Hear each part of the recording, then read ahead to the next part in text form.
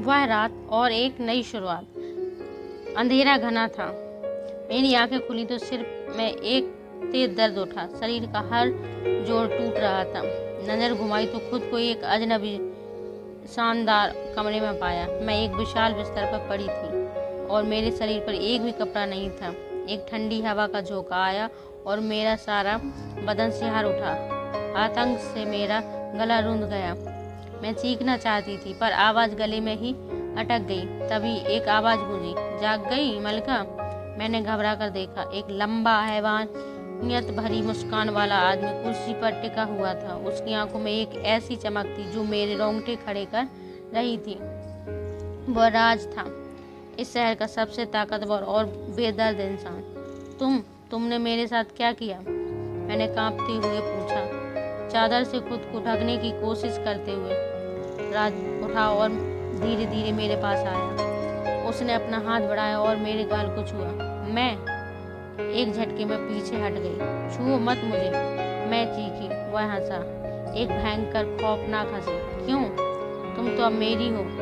तुम्हारी हर चीख पर मेरा हक है। बेहोशी में तो तुमने मेरा मजा भी नहीं लिया, अब होश में लूंगा। उसके शब्दों में मेरे दिल में छुरा घोंप दिया। मैंने अपने आप को संभाला। मैं मलका थी, अब कोई नहीं था मेरा। ना माँ, ना बाप, ना कोई सहारा। सिर्फ मैं थी और मेरी जीविका। तुम एक जानवर हो राज, मैंने दृढ़ता से कहा, आंसू पीते हुए। और जानवरों की हार होती है। राज को मेरी इस हिम्मत पर गुस्सा आया। उसने मेरी बाहें पकड़ी और जोर से खींची। देखते हैं कौन हारता है। तुम्हारी यही अकड़ तोड़ कर रख दूंगा मैं। उस रात उस कमरे में मेरी दुनिया तबाह हो गई, लेकिन उसी तबाह के बीच एक जंग का बीज पनपा। मैं रोई जरूर पर हार नहीं मानी। अगले कई हफ्ते एक सुनहरे पिंजरे में कैद की तरह बीते। राज ने मुझे अपनी मलकियत बना दिया, लेकिन मैं उसकी कैदी थी। उसका हर जुल्म मेरे इरादों को और मजबूत करता गया। मैंने उसकी आदतों, उसके कारोबार, उसकी कमजोरियों को समझना शुरू किया। वह जितना मजबूत दिखता था उतना ही अंदर से डरा हुआ और असुरक्षित था। एक रात जब वह मेरे पास आया, मैंने पहली बार विरोध नहीं किया। मैंने सही वक्त का इंतजार करना सीख लिया था। मैंने उसकी आंखों में देखा और कहा, तुम डरते हो राज, डरते हो कि तुम्हारी इस ताकत को छीन न ले। मेरी बात ने उसे झटका दिया। उसकी मुस्कान गायब हो गई। उसने पूछा, तुम्हें कैसे पता? क्योंकि असली ताकत दबाने में नहीं, संभालने में होती है, मैंने जवाब दिया। धीरे धीरे मैंने उसके अंदर के उस इंसान को ढूंढना शुरू किया जिसे दुनिया ने एक बदमाश बना दिया था।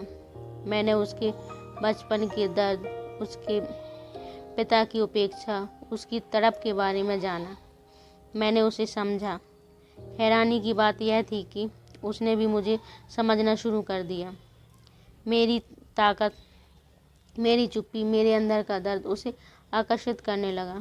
फिर एक दिन ऐसा आया जब उसने मुझे जंजीरों में नहीं बल्कि अपनी बाहों में भरा।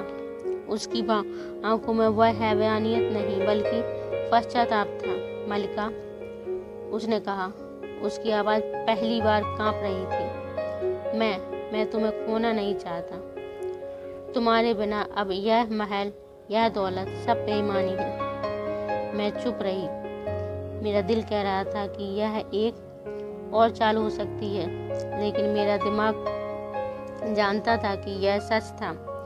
उस जालिम के दिल में प्यार की एक किरण ने जन्म ले लिया। क्या मैंने उसे माफ़ कर दिया? नहीं, उसने जो किया उसे माफ़ नहीं किया जा सकता। लेकिन क्या मैं उसके अंदर के बदलाव को स्वीकार कर पाई? हाँ, क्योंकि बदलाव ही तो जिंदगी है। आज वह महल अब मेरी जेल नहीं, मेरा घर है। राज अब मेरा कैदी नहीं, मेरा पति है। उसकी ताकत अब सिर्फ मेरी सुरक्षा के लिए है। हमने एक दूसरे के जख्मों पर मरहम लगाया। तो क्या मैंने सही किया? इसका जवाब शायद कोई नहीं दे सकता। प्यार और नफरत के बीच की यह लकीर बहुत पतली होती है। मैंने अपनी शर्तों पर जीना चुना। मैंने उसकी ताकत को अपनी ताकत बना लिया, क्योंकि असली जीत यही है, अपने तूफान को अपनी शांति में बदल लेना। हमारी मलका, क्या आपको यह कहानी पसंद आई? अपने विचार कमेंट बॉक्स में ज़रूर बताएं और अपने शहर राज्य का नाम भी लिखें। लाइक और शेयर करना ना भूलें। धन्यवाद।